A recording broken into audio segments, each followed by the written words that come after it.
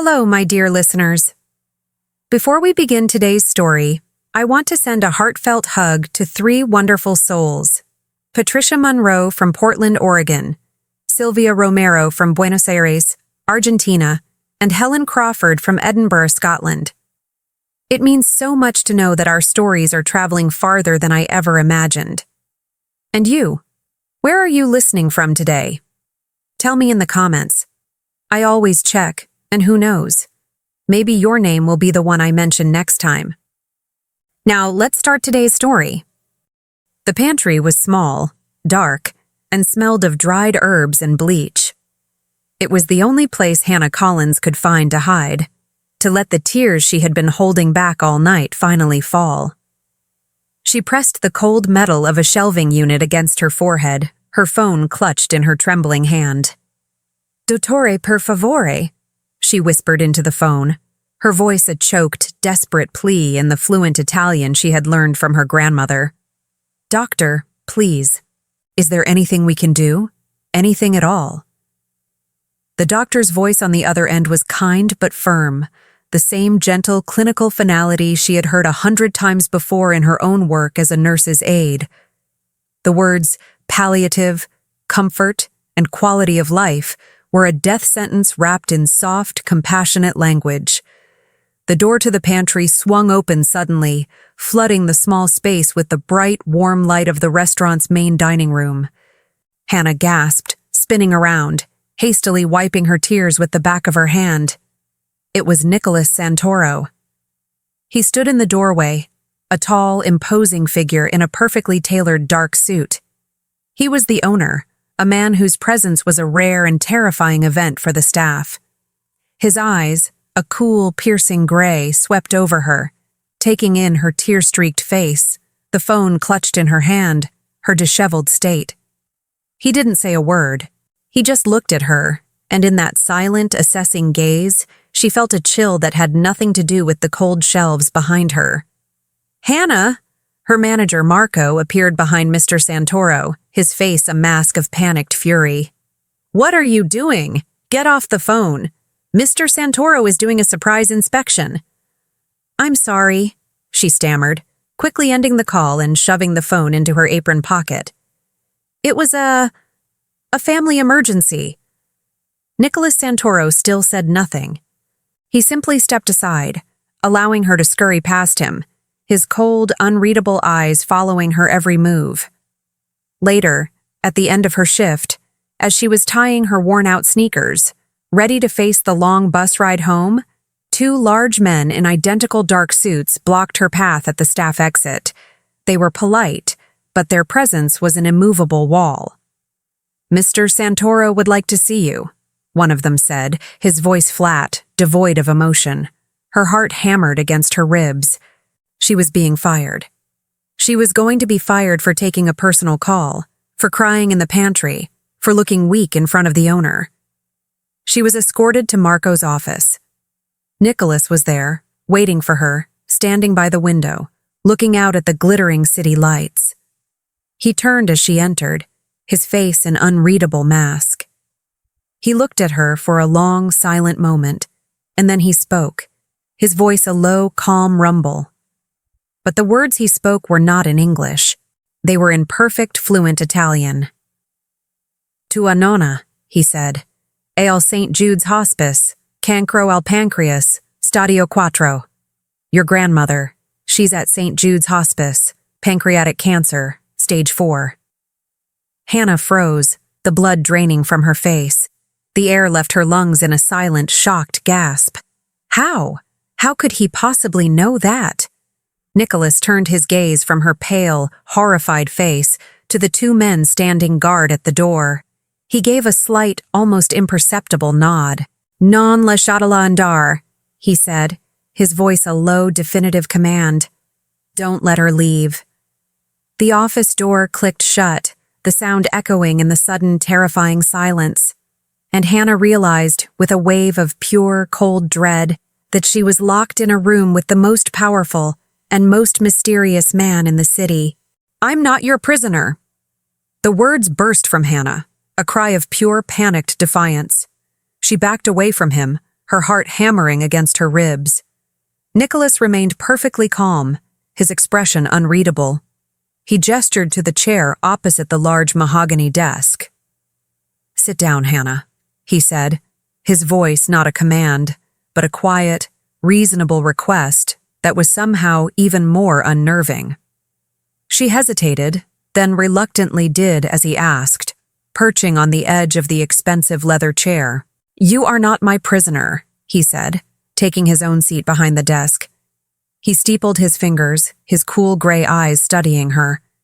"You are my new art consultant."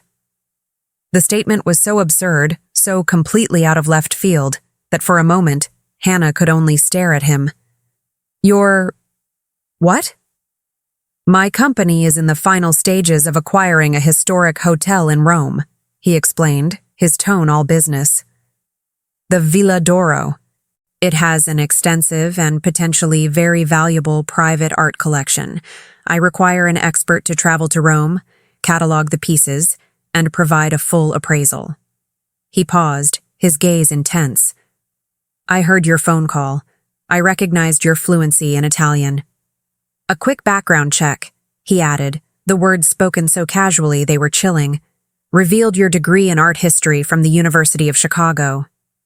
He was laying out the facts of her life as if they were items on a balance sheet.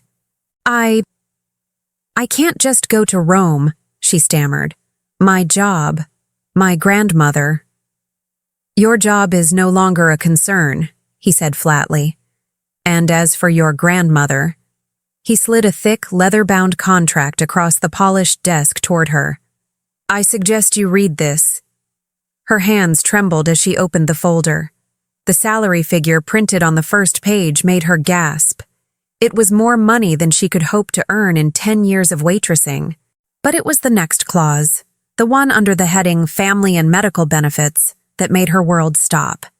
The contract stipulated, in clear, unambiguous legal terms, that the immediate family of the employee would be entitled to the best medical care in the world.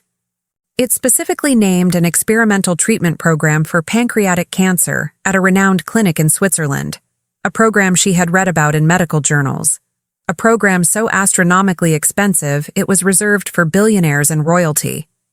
The clause guaranteed that the world's top specialists would be flown in to consult on her grandmother's case. All expenses covered, indefinitely. It wasn't a job offer. It was a miracle. It was a lifeline thrown into the churning, dark waters that were about to pull her under. She looked up from the contract, her eyes wide with disbelief and a dawning, terrifying understanding. Tears welled, blurring his calm, handsome face. "Why?" she whispered, her voice choked with emotion. "Why are you doing this?"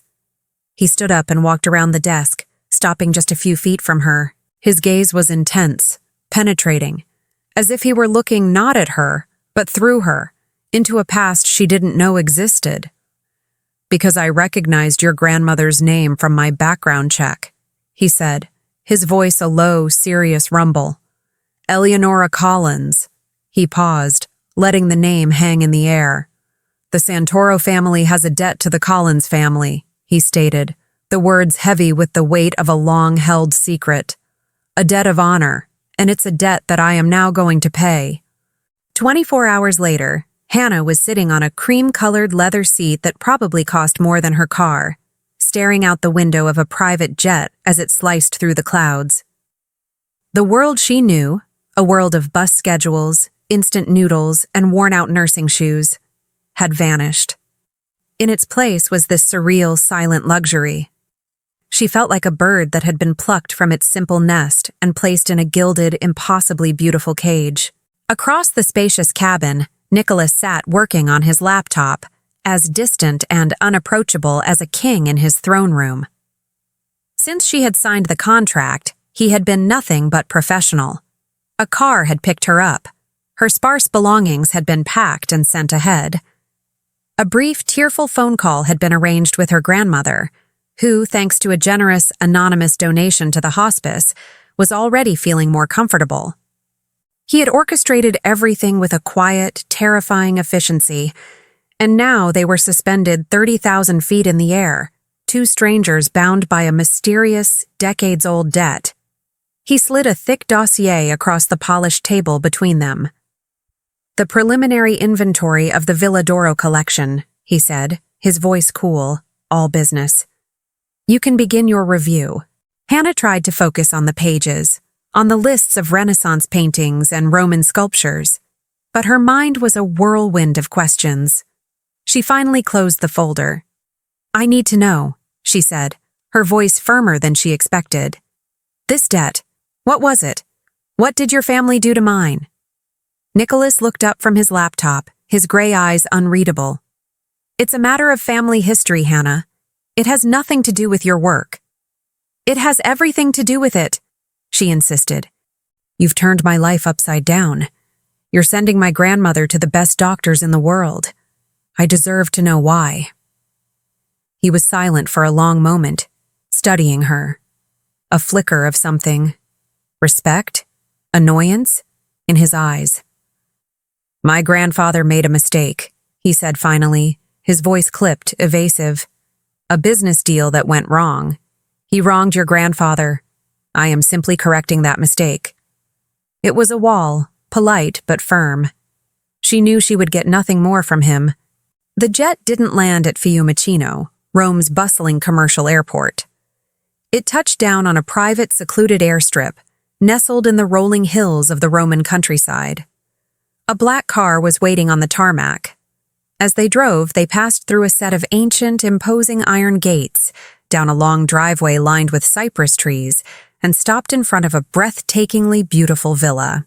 It was a masterpiece of old-world architecture, with terracotta roofs, sprawling gardens, and a view that stretched all the way to the distant dome of St. Peter's Basilica. "This isn't a hotel," Hannah said, her voice a stunned whisper. "No," Nicholas replied, his gaze fixed on the villa. "This is my home. You'll be staying here." He turned to look at her, his expression serious. "It's more secure." The word secure sent a chill down her spine. It sounded less like a promise of safety and more like a statement of fact about her new, luxurious prison. As they stepped out of the car, the grand doors of the villa opened. An elderly woman, impeccably dressed in a simple but elegant black dress, her silver hair pulled back in a neat chignon, stood in the doorway. She was the picture of old-world grace, but her eyes were as sharp and intelligent as Nicholas's. She greeted Nicholas with a warm, familial kiss on each cheek, murmuring something in rapid, quiet Italian. Then, she turned her gaze to Hannah. Her eyes widened. A look of profound, shocked recognition washed over her face. She took a step forward, her hand coming up to her mouth, her eyes filling with tears. "Seitu," she breathed, her voice a trembling whisper. "It's you." She looked from Hannah to Nicholas, her expression a mixture of awe and disbelief. "You have his eyes." She turned back to Nicholas, her voice full of a wonder that bordered on reverence. "She is the very image of her grandfather, Nico." Hannah stood frozen, her mind reeling. Who was this woman? And how did she know, with such certainty, what her grandfather looked like? The elegant woman was Nicholas's great-aunt, Sophia, the matriarch of the Santoro family and the keeper of its secrets. She treated Hannah with a strange mixture of reverence and sorrow, her eyes constantly filling with tears whenever she looked at her for too long. It was unsettling, and Nicholas, sensing Hannah's discomfort, kept their interactions to a minimum. 2 nights later, Hannah found herself descending the villa's grand staircase, feeling like an imposter in a fairy tale. Nicholas was hosting a dinner for a group of powerful Italian investors, and he had insisted she attend. A dress had been provided, a stunning deep blue silk gown that fit her as if it had been made for her. It was more expensive than anything she had ever owned, and it felt like a costume. The dinner was held in a magnificent formal dining room under a glittering crystal chandelier. Hannah, seated beside Nicholas at the head of the long table, felt completely out of her element. The conversation flowed around her in a rapid, complex mix of Italian business jargon and old family politics. But then, the topic turned to the Villa d'Oro's art collection. And suddenly, Hannah was no longer out of her depth. She began to speak, her voice quiet but confident. She spoke of the historical significance of a particular Baroque painting, of the unique brushwork on a forgotten landscape, of the cultural context of a Roman bust. She spoke in fluent, beautiful Italian, her passion for the subject shining through. The investors were captivated. She wasn't just translating words, she was translating culture, history, and beauty. Nicholas sat beside her, silent, watching her with a look of undisguised pride and fascination. For the first time since she had stepped into his world, she didn't feel like a prisoner or an employee. She felt like a partner. Later, as guests mingled in the drawing room with glasses of Amaro, one of the older investors, a man named Rossi with shrewd, calculating eyes, cornered her by the fireplace. "You have a remarkable eye, Signorina," he said, his smile not quite reaching his eyes. He switched to a rapid, regional dialect of Italian, clearly assuming Nicholas, who was across the room, wouldn't understand. "Ma stai attenta, ragazza," he murmured, his voice a low, conspiratorial warning. "But be careful, girl. The grandfather of Santoro, he destroyed your family once," Rossi continued, his gaze flicking toward Nicholas. "The grandson could do it again. Power is in their blood, and they do not share it." Before Hannah could process the chilling words, before she could even ask what he meant, Nicholas was at her side. His hand came to rest on the small of her back, a firm, possessive gesture. His eyes, cold as ice, were fixed on Rossi. He didn't say a word, but the threat was unmistakable. Rossi gave a slight, almost imperceptible bow and melted back into the crowd. Back in the quiet of the villa after the guests had departed, the air was thick with unspoken questions. "What did Rossi mean?" Hannah demanded, her voice trembling slightly as she confronted him in the grand entryway. "What did he mean? Your grandfather destroyed my family."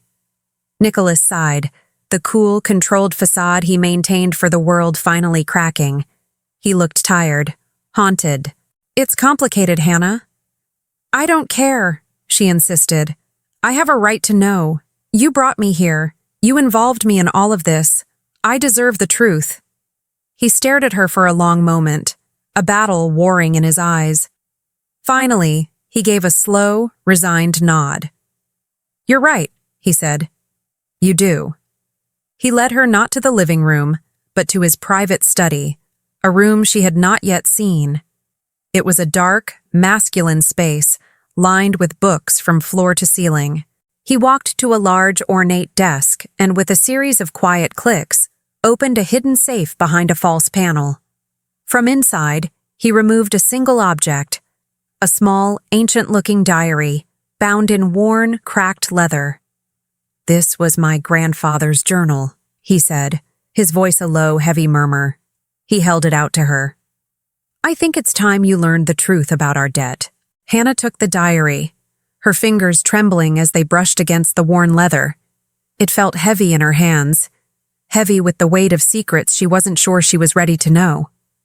She sat down in one of the large leather armchairs in front of the fireplace, and Nicholas wordlessly poured her a small glass of brandy before retreating to the far side of the room, giving her space. She opened the diary. The first page held a faded, black-and-white photograph of two young men, their arms slung around each other's shoulders, grinning at the camera. They were standing in front of a small, unassuming storefront that read, "Santoro and Collins Imports." One of the men was a younger, brasher version of Nicholas. The other had her eyes, her grandfather. She spent the rest of the night reading, completely engrossed, the world outside the silent study ceasing to exist.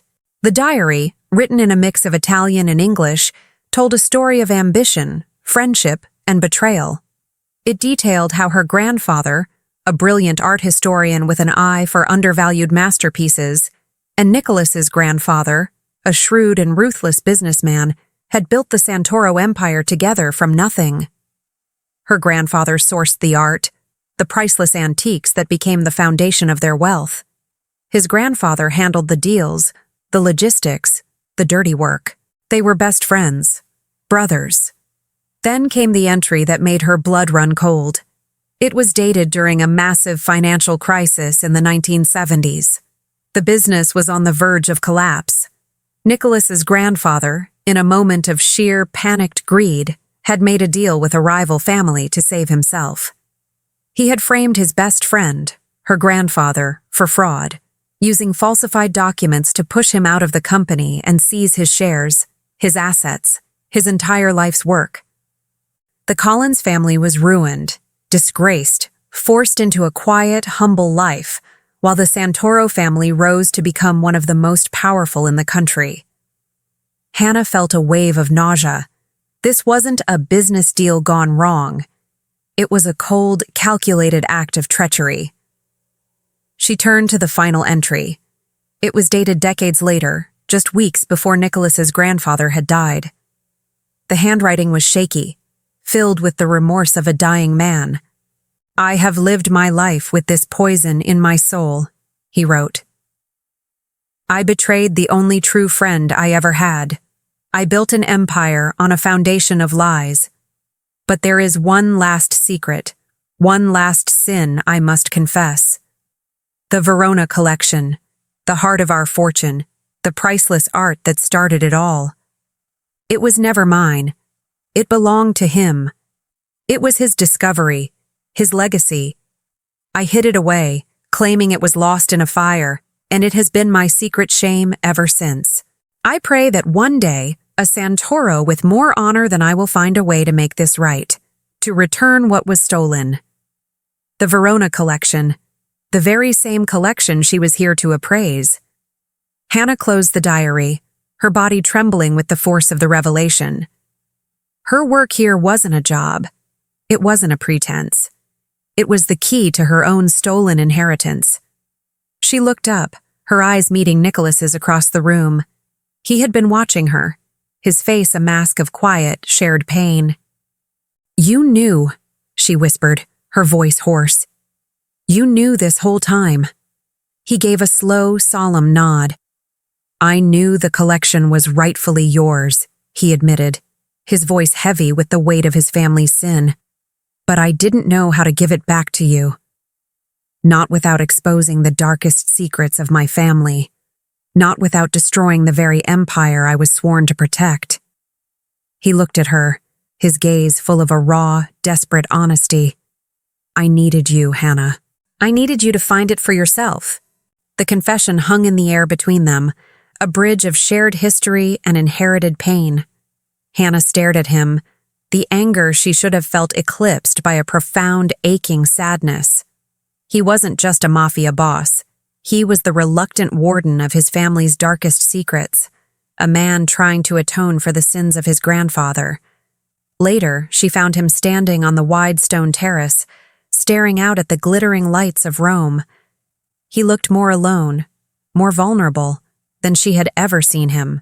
"My father spent his entire life trying to compensate for what his father did," Nicholas said without turning, as if he had sensed her presence. "He expanded the businesses, made them more legitimate, donated to charities, but he never corrected the original sin. He was too afraid. He knew that exposing the truth, admitting that the foundation of our family's fortune was a lie, would have destroyed everything." He finally turned to face her, his eyes dark with a weariness that seemed centuries old. "That's the weight of the Santoro name, Hannah. Maintaining a facade of strength and honor while hiding a core of shame." He ran a hand through his hair, a gesture of profound frustration. "I'm trying to be a better man than both of them, but I'm trapped by their legacy." They stood in a comfortable silence for a long time. The barrier between them, of boss and employee, of captor and captive, completely dissolved. She found herself telling him about her own family, about her parents, about her quiet, simple life. He listened, not with the detached interest of before, but with a deep, focused empathy, as if her story was as important as his own. They were no longer just a Santoro and a Collins. They were just Nicholas and Hannah, two lonely souls sharing their stories under a Roman moon. The moment was broken by the shrill ring of a phone. It was Hannah's. She looked at the caller ID and her face lit up with a genuine, beautiful smile.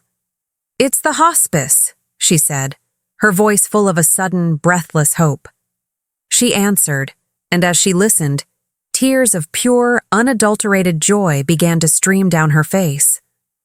"Oh, thank God," she whispered into the phone. That's wonderful news."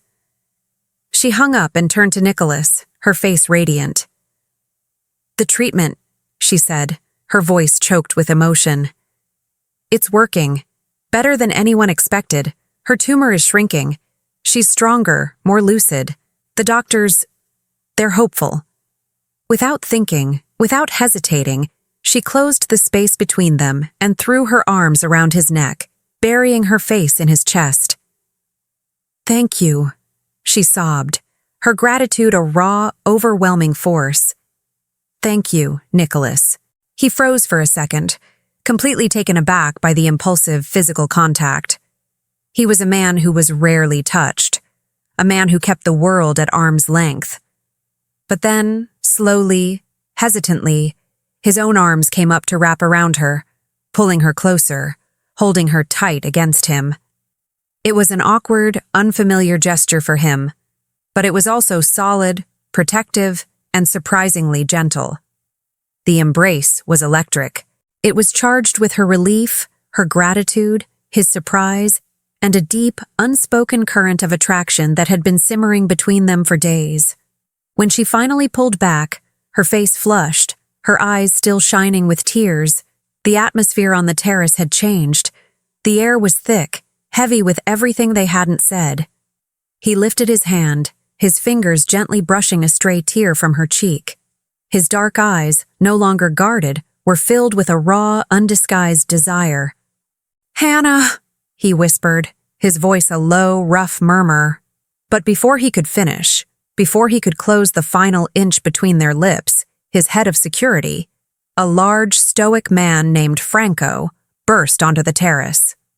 "Sir," Franco said, his voice tight with an urgency that shattered the intimate moment. "We have a problem, Rossi. He knows about the diary." The name Rossi was a splash of ice water, instantly extinguishing the warmth of the moment. Nicholas's demeanor shifted in a heartbeat. The gentle, vulnerable man vanished, replaced by the cold, controlled leader. "What does Rossi want?" he asked, his voice a low, dangerous growl. "He wants the Verona collection," Franco replied, his face grim. "All of it. He's threatening to go public with the diary, to expose the story of your grandfather's betrayal if you don't hand it over." Nicholas swore under his breath, turning away from Hannah to stare out at the city, his mind already calculating, strategizing. "Who is Rossi?" Hannah asked, her voice a fearful whisper. "The Rossi family was another of my grandfather's early partners," Nicholas explained without looking at her, his voice tight with frustration. "They were pushed out in a similar, though less dramatic fashion. They've held a grudge for 50 years, always believing they were entitled to a piece of the Santoro fortune." He finally turned to face her, his eyes dark with the weight of his family's history.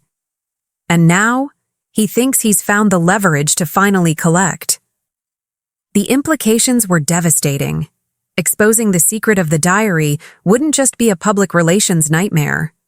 It would destabilize the entire Santoro empire. It would invalidate decades of business deals, invite legal challenges, and signal a weakness that their enemies would be quick to exploit. Hannah felt a wave of guilt and fear. By accepting Nicholas's help, by coming here, she had inadvertently become the catalyst for the potential destruction of his entire world.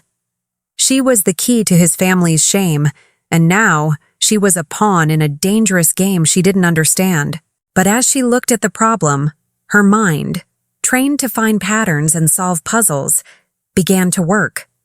She thought back to the long nights spent poring over the collection's inventory, the provenance records, the auction histories. "Wait," she said, an idea, crazy and audacious, beginning to form.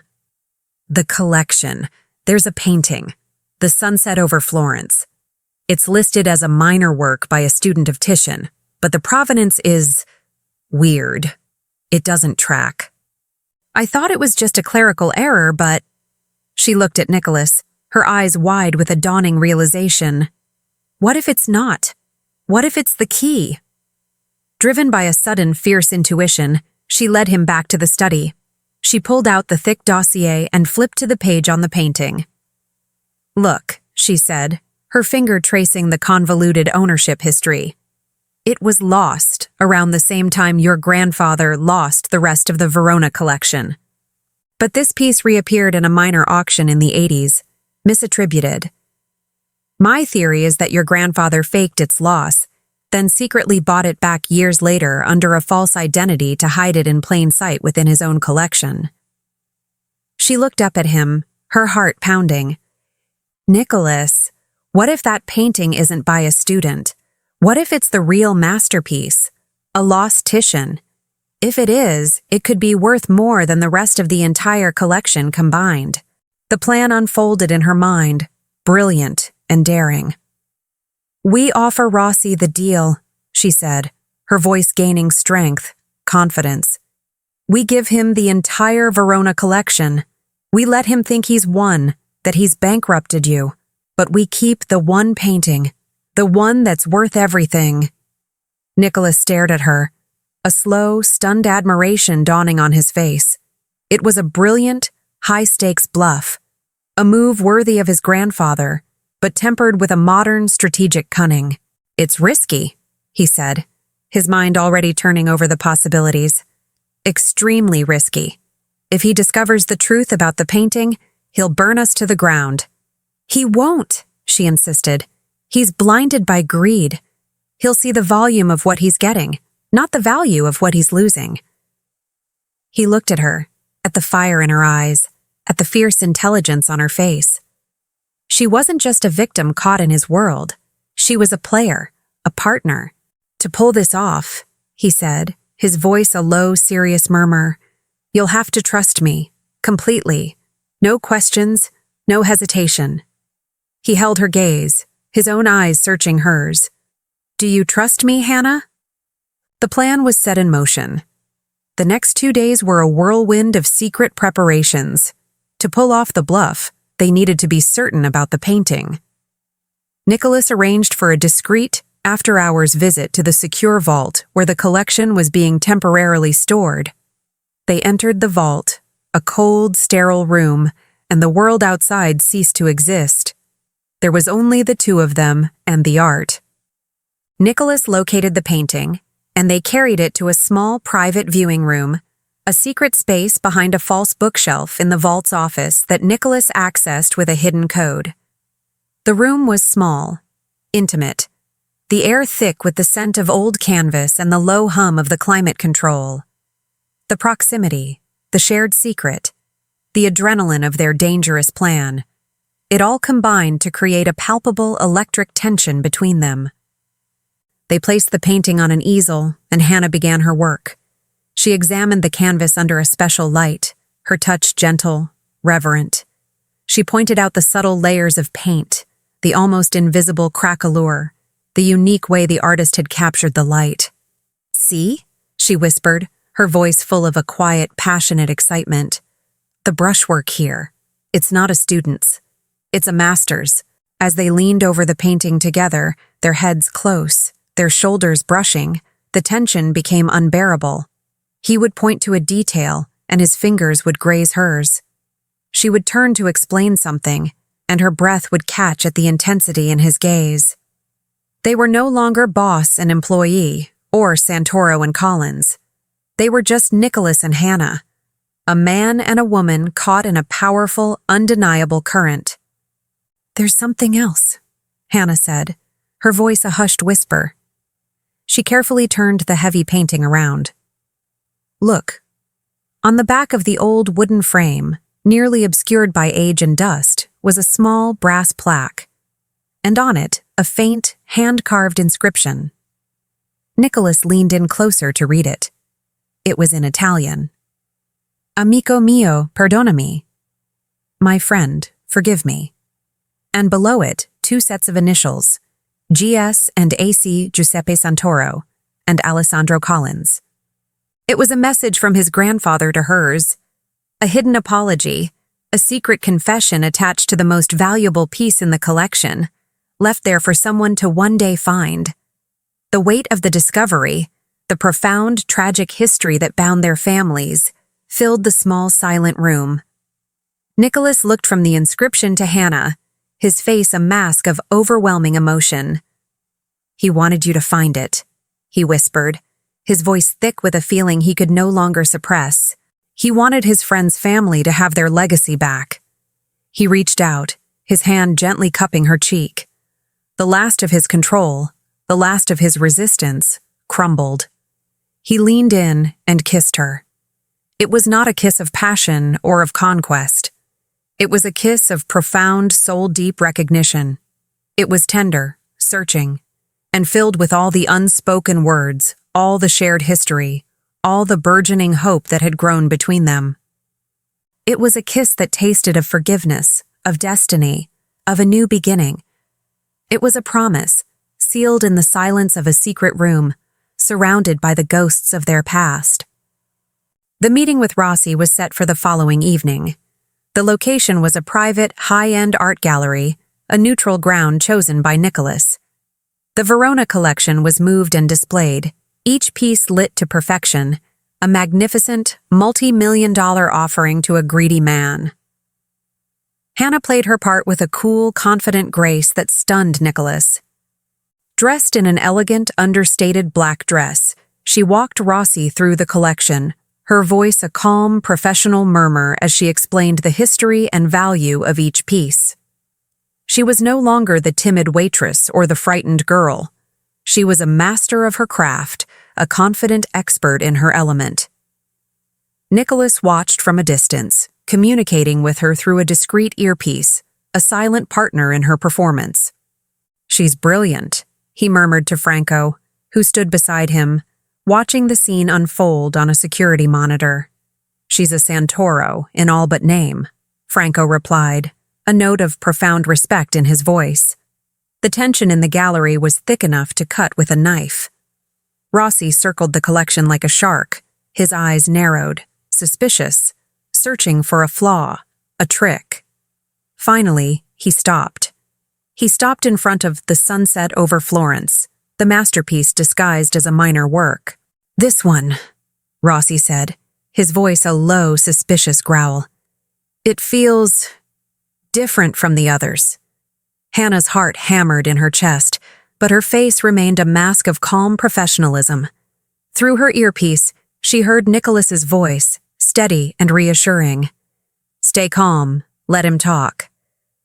"I want my own expert to verify its authenticity," Rossi demanded, his eyes locking onto Hannah's, challenging her.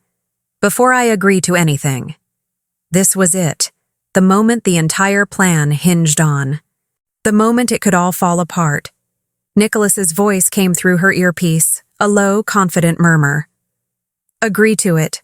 I have a plan B." Hannah took a slow, steadying breath, meeting Rossi's gaze without flinching. "Of course," she said, her voice as smooth as silk. "We have nothing to hide. We welcome a second opinion." Rossi's suspicious expression relaxed into a triumphant, greedy smile. He thought he had caught them, that he had the upper hand. "Excellent," he purred. "My expert will be here in 1 hour." Hannah gave a slight, polite nod, her heart pounding a frantic rhythm against her ribs. She glanced across the gallery, her eyes meeting Nicholas's for a fraction of a second. What in the world was Plan B? As soon as Rossi was out of earshot, sequestered in a private lounge with a glass of expensive whiskey, Nicholas crossed the gallery floor to Hannah's side. "What is Plan B?" she whispered, her voice tight with anxiety. "Do you have another expert on standby? Someone who can counter him?" A slow, dangerous smile touched Nicholas's lips. "Oh, I have something much better." He looked at her, his eyes full of a confidence that was both terrifying and thrilling. "Plan B," he said, his voice a low, conspiratorial murmur, "is you." Hannah stared at him, uncomprehending. "Me? What am I supposed to do?" "Rossi's expert," Nicholas explained, "is a man named Dr. Alistair Finch. He's a known quantity in the art world, a man with a respectable reputation on the surface, but a history of providing favorable authentications for a price. He's a fraud, but a very, very good one. He'll find just enough evidence to declare the painting a minor work, devaluing it and strengthening Rossi's position." He paused, his gaze intense. "My plan was never to out-expert him. It's to expose him, and you are the only one who can do it." "How?" she breathed, her mind racing. "You don't challenge his conclusion," Nicholas instructed. "You challenge his methods. You question his knowledge. You use your expertise, the real academic knowledge you possess, to dismantle him piece by piece in front of his employer. You're not just an art historian, Hannah. You're the granddaughter of the man who discovered this collection. The knowledge is in your blood. Use it." It was an insane gamble, a high-wire act with no net. He was betting everything on her. An hour later, Dr. Finch arrived. He was exactly as Nicholas had described, tall, arrogant, with a dismissive air and a tailored suit that was just a little too flashy. He barely acknowledged Hannah, giving the painting a cursory, almost insulting examination. "Yes, yes," he said after a few minutes, waving a dismissive hand. "It's a competent piece. School of Titian, as the provenance suggests. Minor, of course. The brushwork is too timid, the use of color derivative." Rossi, who stood beside him, smiled a smug, triumphant smile. This was her moment. "Forgive me, Doctor," Hannah said, her voice quiet but clear, cutting through the room. "But I was under the impression that the timid brushwork in the lower left quadrant was a hallmark of Titian's early experimental phase, particularly after his brief study under Bellini." Finch stopped, a flicker of surprise in his eyes. A common misconception, my dear. That was largely disproven in the '88 symposium." "Was it?" Hannah countered, her voice gaining strength. "Because I believe the '88 symposium actually confirmed it, citing the Veronese letters, which you'd know if you'd ever actually read them. And speaking of Bellini," she continued, moving closer to the painting, "you mentioned the use of color. Are you not familiar with the specific ultramarine pigment blend Titian adopted post-1510, a blend that no student of his was ever able to replicate? A blend that is, if you look closely," she gestured to the canvas, "present right here, in the Virgin's robe." Finch began to sweat. He was out of his depth, and he knew it. He had come prepared to offer a predetermined opinion, not to engage in a high-level academic debate with a woman who clearly knew more than he did. His answers became vague, contradictory. Hannah moved in for the final killing blow. She pointed to a tiny, almost invisible detail in the corner of the canvas, a small, painted ladybug. "A true expert, Dr. Finch," she said, her voice ringing with a cold, absolute authority, "would know that the ladybug was Titian's secret signature, a mark he used in only a handful of his most personal, most treasured works." She turned her gaze from the painting to the man. "This painting isn't just a masterpiece. It's a confession of his genius." She paused, her eyes locking onto his. "It's a shame you're not qualified to recognize it." The silence in the room was deafening. Rossi stared at Finch, his face a mask of pure, murderous fury. He had been played. He had been made a fool of, and his own expert had been exposed as a complete and utter fraud. Rossi didn't say a word. He simply gave Dr. Finch a look of such cold, venomous contempt that the man seemed to shrink in on himself. Then he turned to Nicholas, who had been watching the entire exchange from the shadows, a look of profound, undisguised admiration on his face. "You win, Santoro," Rossi conceded, his voice a low, grudging growl. He gave a stiff, formal nod. The original deal stands. The collection is yours. He turned and stormed out of the gallery, his fraudulent expert scurrying behind him like a frightened dog. The moment the door closed, the tense, high-stakes atmosphere in the gallery evaporated. Hannah let out a breath she didn't realize she had been holding, her body trembling with the release of adrenaline. She had done it. She had won. Nicholas crossed the room to her, his eyes shining with a pride so intense it made her heart ache. "You were magnificent," he said, his voice a low, awestruck murmur. Absolutely magnificent. The professional tension that had defined their relationship for weeks melted away, replaced by a shared, giddy sense of victory. He walked over to a small, hidden bar in the gallery's office and emerged with a bottle of champagne and 2 crystal flutes. "This," he announced, popping the cork with a celebratory flourish, "calls for a toast." He handed her a glass, the bubbles fizzing between them. "To Hannah Collins," he said, his gaze locking with hers. "The most brilliant art historian and the most terrifying negotiator I have ever had the pleasure of knowing."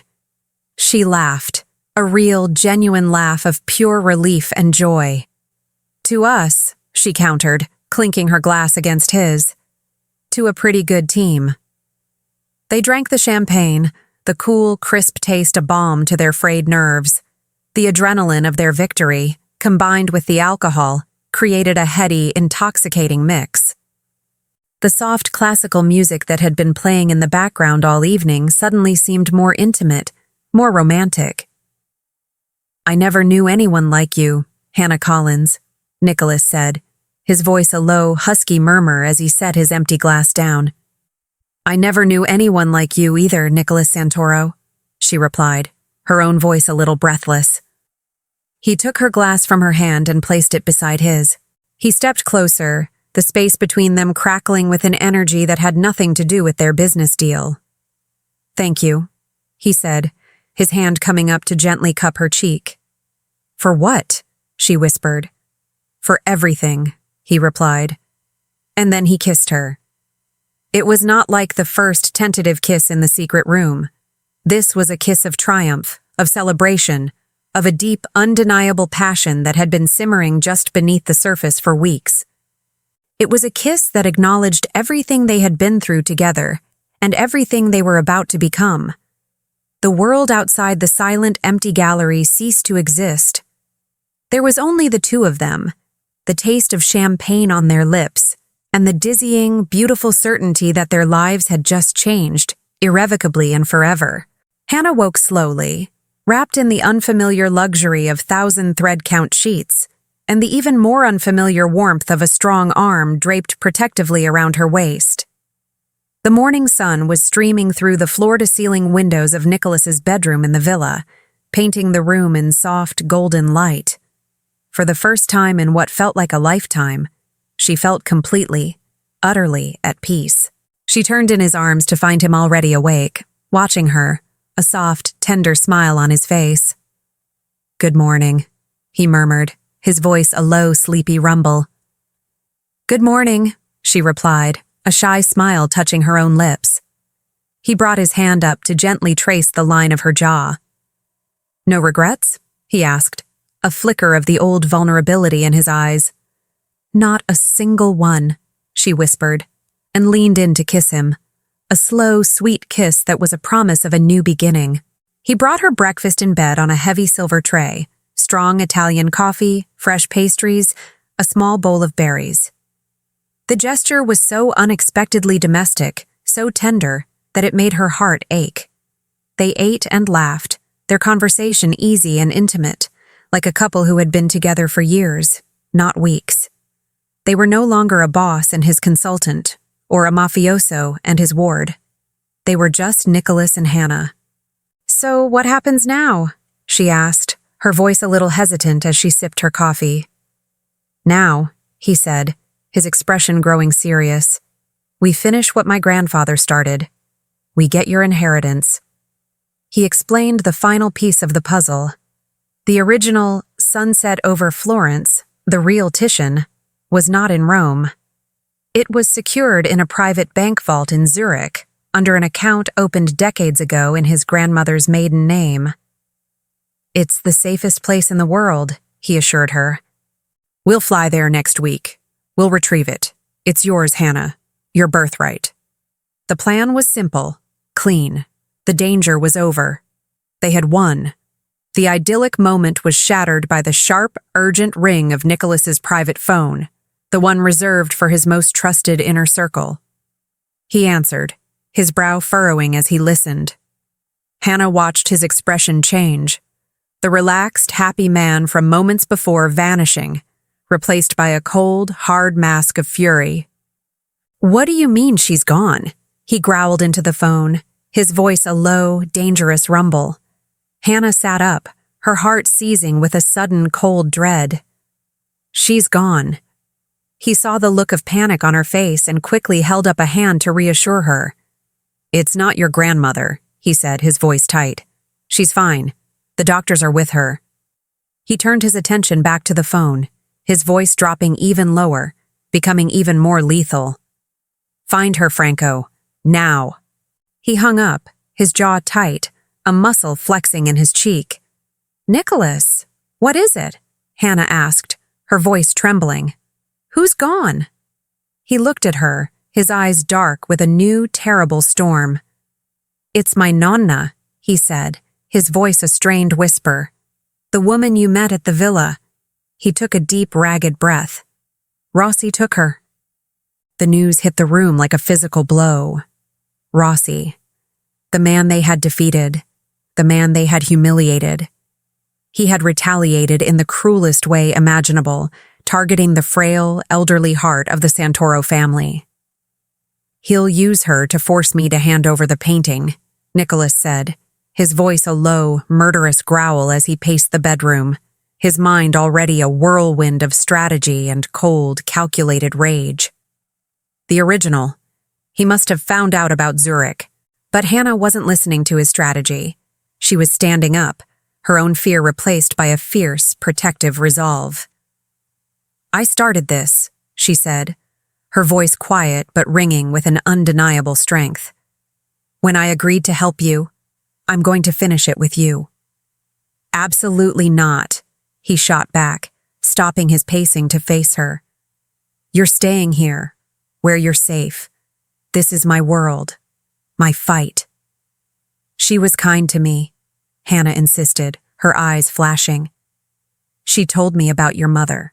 She treated me like family." She took a step closer, her gaze unwavering. "That makes her my family too.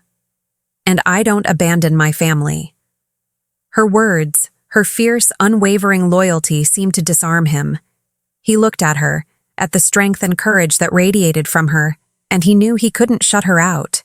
She was no longer a civilian to be protected. She was his partner. Just then, his phone buzzed. It was a text message from an unknown number, a single photo of his nonna sitting in a chair, looking frightened but defiant, and a message. "The painting for the woman. You have 24 hours. I'll send the location for the exchange." But as Hannah looked at the photo over his shoulder, she saw something else, something Rossi wouldn't have noticed. Nonna Maria was holding a small embroidered handkerchief, and in the corner, her fingers were pinching a specific fold, a small, deliberate crease. "Wait," Hannah said, her mind racing. "When I met her, she told me a story about your grandfather, about how they used to pass secret messages during the war. They had a code, based on the way they folded their napkins at dinner." She pointed to the screen. "That fold. It's not random. It's a signal." She grabbed a piece of paper and a pen, her hands moving quickly. "She told me the code was based on an old chapel on their ancestral estate. Each fold represented a different saint depicted in the stained glass windows." She sketched out the pattern. "This one. This fold means St. Luke. The window of St. Luke in the old chapel. It faces east." She looked up at him, her eyes wide with a sudden, brilliant realization. "She's not just telling us she's in danger. She's telling us where she is. The Rossi family has an old abandoned estate east of Rome. She must be in the chapel there. They didn't have to negotiate. They didn't have to give in to Rossi's demands. They could go get her. The plan was set in motion with a swift, silent efficiency that was both terrifying and impressive. Nicholas didn't assemble an army. He assembled a small, elite team of his most trusted men, led by Franco. Their goal was not war, but a surgical extraction. Hannah insisted on going. "Absolutely not," Nicholas said, his voice a hard, flat wall of refusal. "Listen to me," she argued, her voice calm, logical.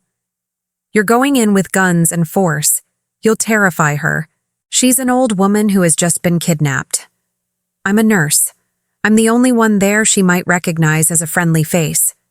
I can keep her calm. I can assess her health. I am not a liability, Nicholas. I am an asset." He stared at her, at the fierce, undeniable logic in her argument, and he knew she was right. It was a risk, but she was right. "Fine," he conceded, his voice a low growl of reluctance. "But you do exactly as I say. You don't move without my word. Understood?" "Understood," she replied. The rescue was a masterpiece of silent, strategic infiltration. They moved through the dark, overgrown grounds of the Rossi estate like ghosts, disabling the sparse security system with practiced ease. They reached the old, crumbling chapel at the heart of the property. Nicholas and Hannah slipped inside, while Franco and his men secured the perimeter. The chapel was dark, lit only by the moonlight filtering through the dusty stained glass windows. They found her in a small sacristy off the main altar, guarded by a single, bored-looking thug. The takedown was so swift and silent it was almost an art form. Nicholas moved from the shadows, and the guard was on the ground, unconscious, before he even knew what was happening. Nonna Maria looked up, her eyes wide with fear, but when she saw Hannah step out of the darkness behind Nicholas, a wave of profound relief washed over her face.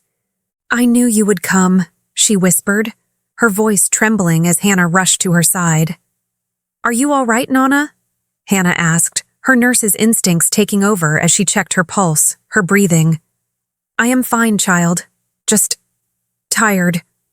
As they helped her to her feet, a figure appeared in the doorway of the chapel, blocking their exit. It was Rossi.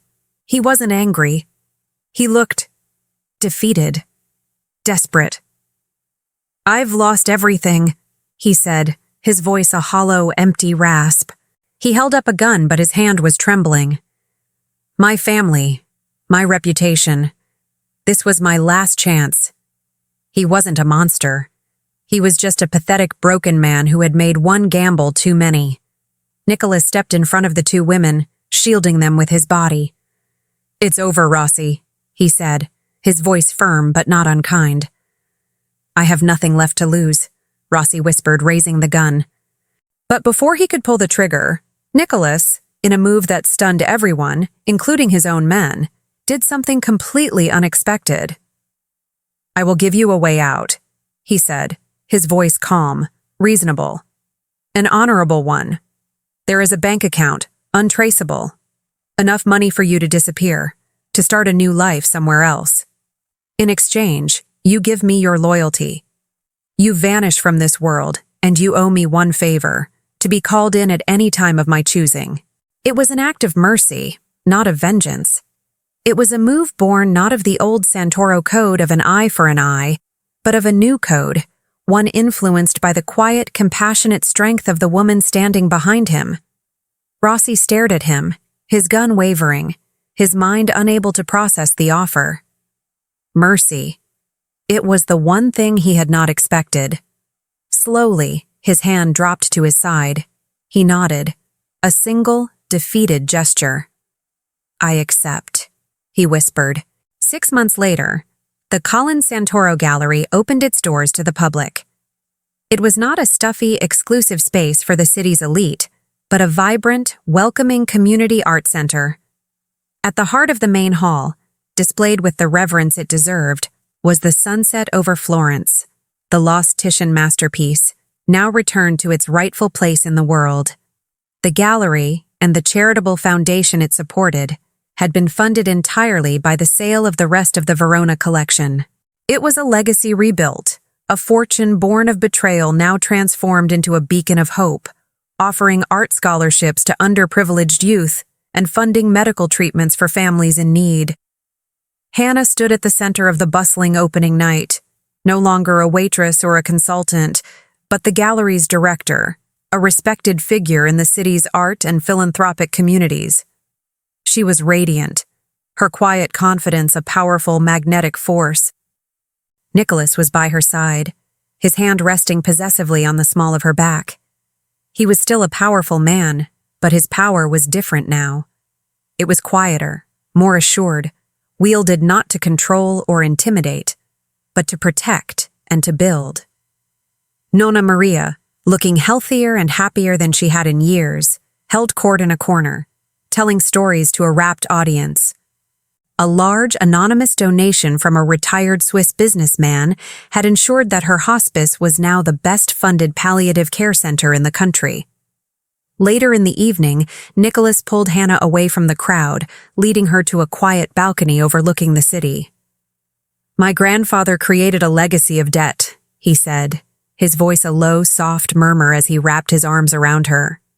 "We," he gestured back toward the gallery, "have created a legacy of hope." He pointed to a small, discreet plaque on the wall beside the entrance to the main exhibit.